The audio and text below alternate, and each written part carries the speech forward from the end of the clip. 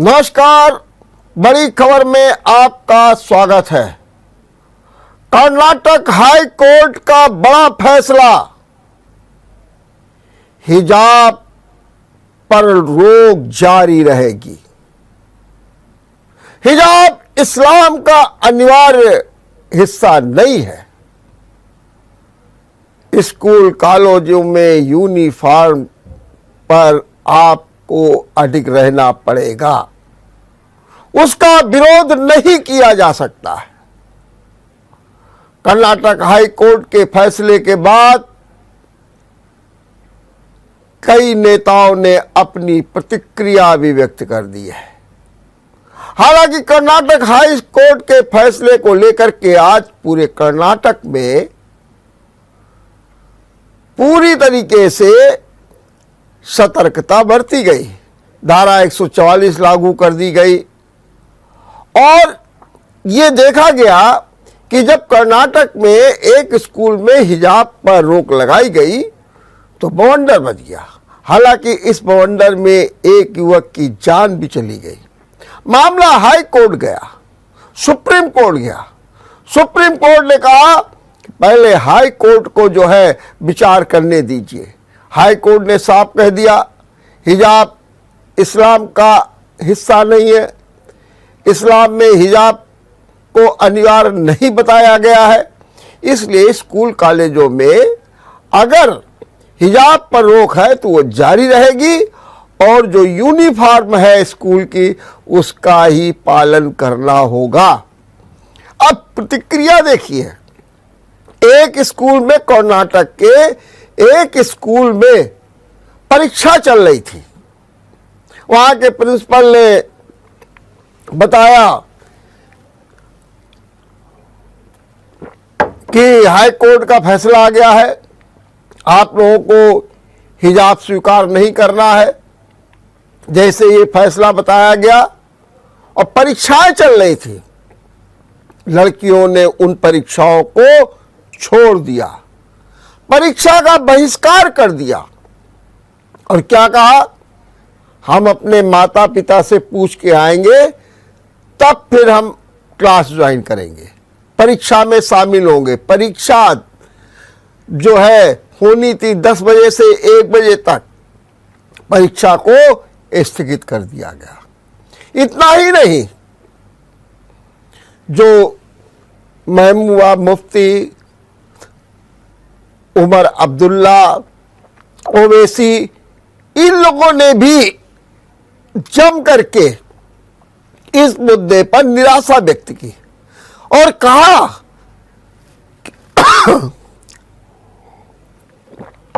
कि ये तो एक ऐसा विषय है जो किसी की धर्म की स्वतंत्रता पर जो है आंच देता है।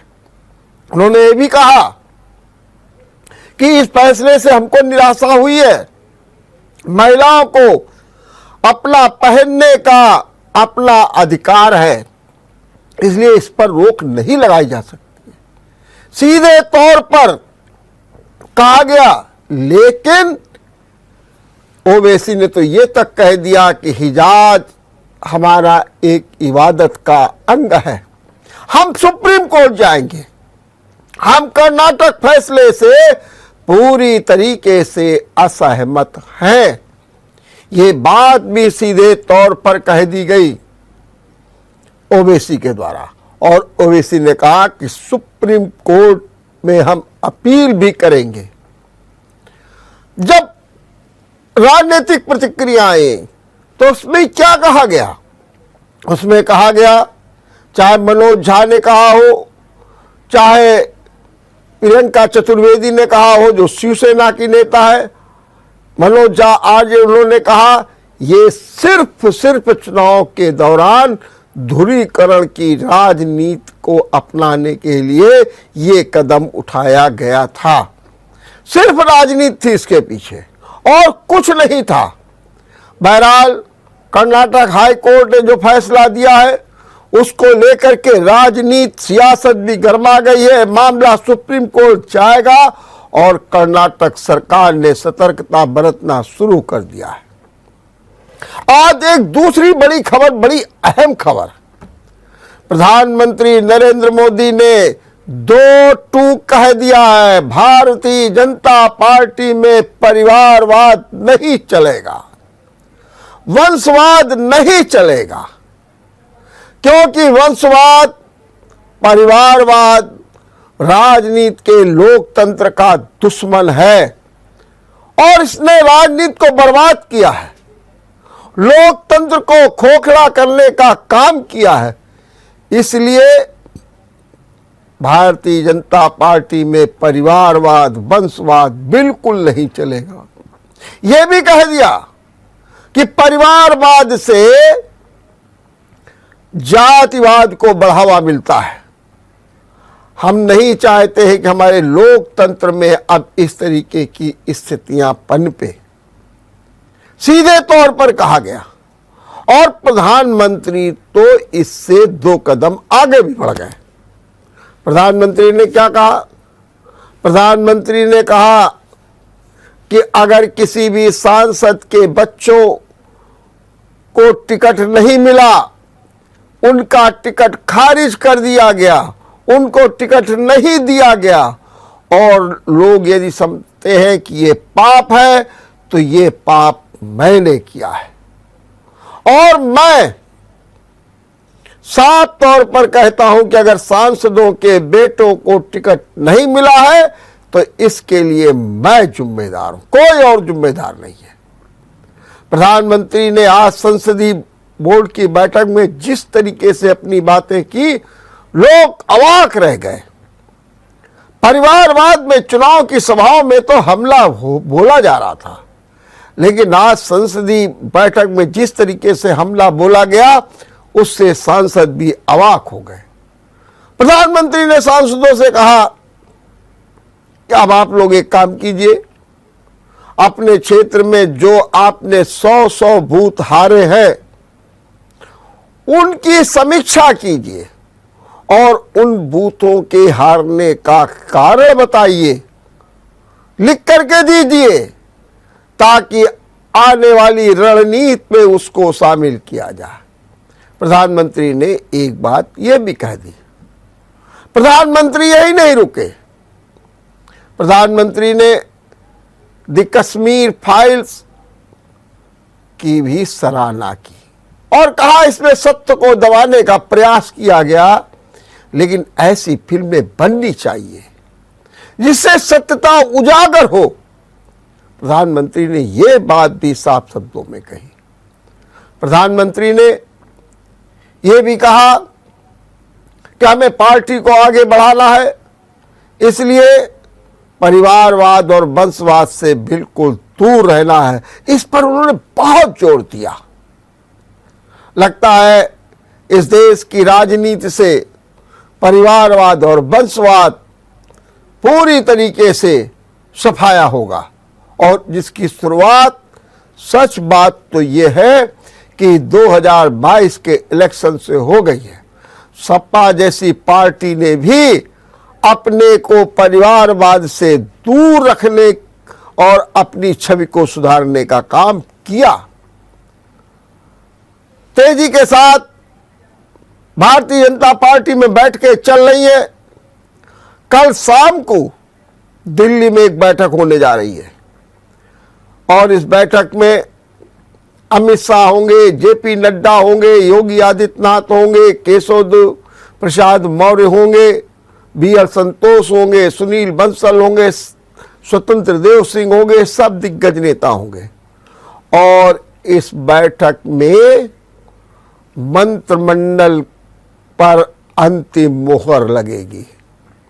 कौन कौन से चेहरे होंगे, हालांकि रूपरेखा सब तैयार हो गई है, किसे क्या पद दिया जाना है ये भी सब तैयार है, लेकिन कल जो ये अहम बैठक दिल्ली में शाम को हो रही है, इसमें जो है इस रूपरेखा पर भी मोहर लगाई जाएगी।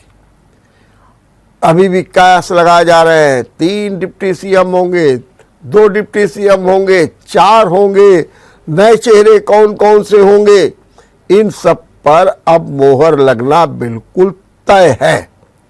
तो अगर मैं देखूं तो यूपी का मंत्रिमंडल के विस्तार का काम भी कल पूर्ण हो जाएगा। इसके बाद हमारे मुख्यमंत्री योगी आदित्यनाथ 3 दिन तक होली मनाने के लिए गोरखपुर में आ जाएंगे, माने 17, 18, 19, और इसके बाद ही मंत्रिमंडल का गठन होगा। मंत्रिमंडल में नए चेहरे दिखेंगे। यूपी सरकार अपने पूरी तरीके से सुशासन के साथ एक नई स्फूर्ति के साथ आगे बढ़ेगी।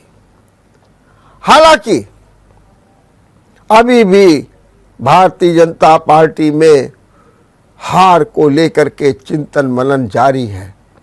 क्यों हारे हम सीटें? हमने तो बड़ी रणनीति अपनाई थी, कौन सी ऐसी कमियां रह गई?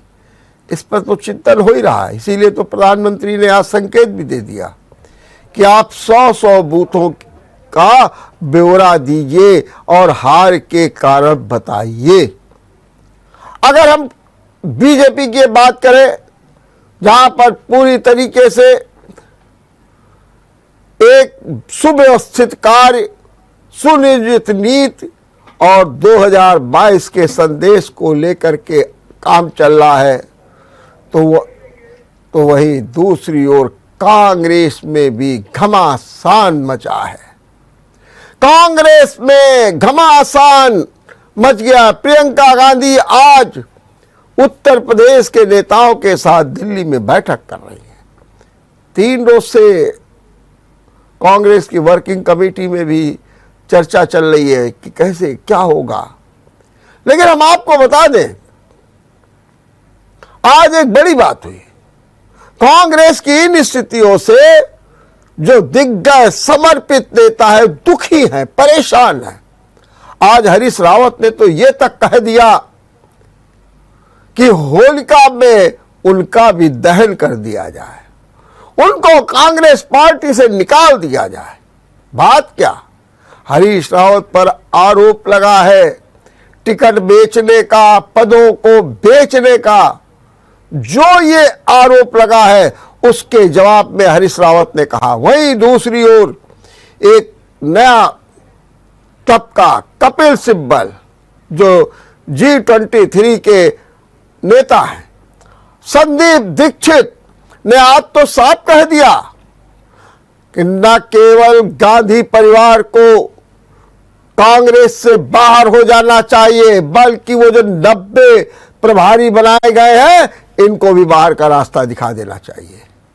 अब कांग्रेस को एक नए तेवर के साथ आना पड़ेगा। और उन्होंने भी कहा कि जो चमचेगिरी होती है, चापलूसी होती है, वर्किंग कमेटी में गुमराह किया जाता है, ये भी बंद होना चाहिए।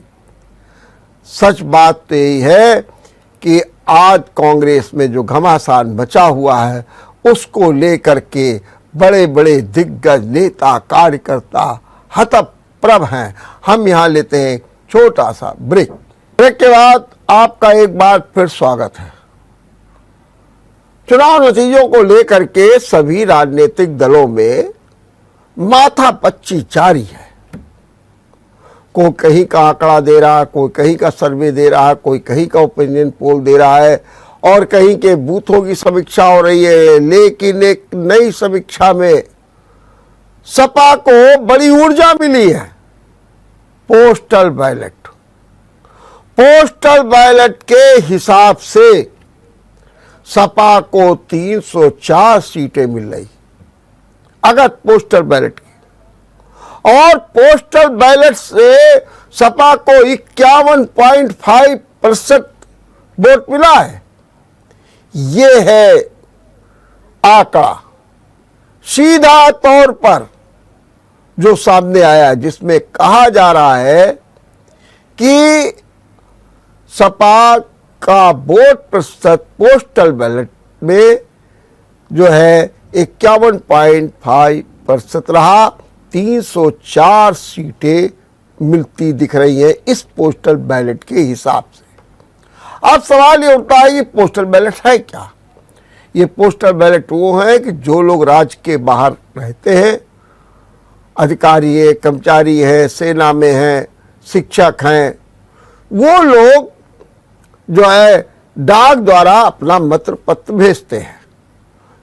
इसीलिए अखिलेश ने अपने उन तमाम पोस्टल बैलेट के लोगों को, जिनमें शिक्षक हैं, कर्मचारी हैं, अधिकारी हैं, उनके प्रति आभार व्यक्त किया है और कहा है कि चुनाव में उनके हार की सबसे बड़ी वजह यह थी कि एक भय और भ्रम का वातावरण पैदा कर दिया गया था। भ्रम भी पैदा किया, भय का भी वातावरण पैदा कर दिया। इस कारण जो है उनकी हार हुई है। लेकिन उन्होंने कहा कि आने वाले चुनाव में हम इसका बदला लेंगे। और इस हिसाब से अगर देखा जाए तो उन्होंने नगर निगम, स्थानीय निकाय, लोकसभा, इन सब चुनाव की तैयारियां शुरू कर दी है। हालांकि उनके लिए मुश्किलें भी हैं। अब एक जो महान दल हैं वो थोड़ा बिफर रहे हैं, उनसे कह रहे हैं कि अगर हमको सम्मान नहीं मिला उचित तो मैं छोड़ दूंगा। ये बात भी वो कर रहे हैं। और उनका कहना है कि अगर मेरा माने महान दल का अपेक्षित लाभ उठाया गया होता तो निश्चित रूप से परिणाम कुछ और होते। बल्कि महान दल के नेता केशव मौर्य ने तो ये तक कह दिया कि स्वामी प्रसाद मौर्य को साजिश के तहत भाजपा ने सपा में भेजा। ये भी बड़ा गंभीर आरोप लगा दिया गया। और उन्होंने ये भी कहा कि हमारी उपेक्षा की गई, वहीं दूसरे जो छोटे छोटे दल थे उनको ज्यादा सीटें दी गई, हमको मात्र 2 सीटें ही दी गई। तो सब कुछ ठीक नहीं चल रहा है। लेकिन अखिलेश जो है बराबर इस बात का प्रयास कर रहे हैं कि उन्होंने जो आधार बनाया है वो और मजबूत हो जाए। इसीलिए स्वामी प्रसाद मौर्य को करहल से चुनाव लड़ाने की बात चल रही है, ताकि जो गैर यादव जातियां हैं उनमें एक बड़ा मैसेज जाए कि नहीं, करहल हमारा गढ़ है, लेकिन उसके बावजूद भी हम अपने गढ़ से गैर यादव जाति को चुनाव लड़ाने जा रहे हैं। क्योंकि इस बार वो चाहते हैं कि लोकसभा का चुनाव है, इसलिए वो आजमगढ़ के सांसद बने रहें और जो विधायक की सीट है वो छोड़ दें। तो घमासान मला हुआ, सब कुछ है, लेकिन फिर भी समाजवादी पार्टी ने ये मान लिया है कि हमारा आधार मजबूत था, लेकिन ऐसी रणनीति बनाई गई, जनता को ऐसे भ्रम में डाल दिया गया, ऐसे भय में डाल दिया गया कि जनता ने चाहते हुए भी सपा को वोट नहीं दिया और जिसके कारण उनकी हार हो गई है। बहरहाल स्थितियां जो भी है वो सामने है, लेकिन आज से विधान परिषद के स्थानीय निकाय के चुनाव की अधिसूचना जारी होने के साथ साथ नामांकन की प्रक्रिया भी शुरू हो गई है। 36 सीटों पर चुनाव होना है। आज से नामांकन पत्र दाखिल किए जाएंगे और भारतीय जनता पार्टी ने अपने सभी जो उम्मीदवार हैं, जो टिकटार्थी हैं, उन्हें फाइनल कर दिया है और माना जा रहा है कि आज या कल तक उनकी घोषणा हो जाएगी। यही कार्य सपा ने भी कर लिया है। बसपा में आज एक बदलाव भी देखने को मिला। बसपा ने लोकसभा में अपने नेता रितेश पांडे को हटा दिया और उनकी जगह गिरीश चंद्र जाटव, जो नगीना से लोकसभा के मेंबर चुने गए हैं, उनको नेता बनाया है। तो एक बड़ा फैसला बीएसपी ने भी आज किया है। देखते रहिए बड़ी खबर। नमस्कार। अगर आपको हमारा वीडियो पसंद आया हो तो हमें लाइक करें, सब्सक्राइब करें और ज्यादा से ज्यादा शेयर करें और हाँ, बेल आइकॉन दबाना ना भूलें ताकि हर खबर का अपडेट आप तक पहुंचे तुरंत। आप हमें इंस्टा, ट्विटर और फेसबुक पर भी फॉलो कर सकते हैं। हमारी आईडी है @JMT News Flash।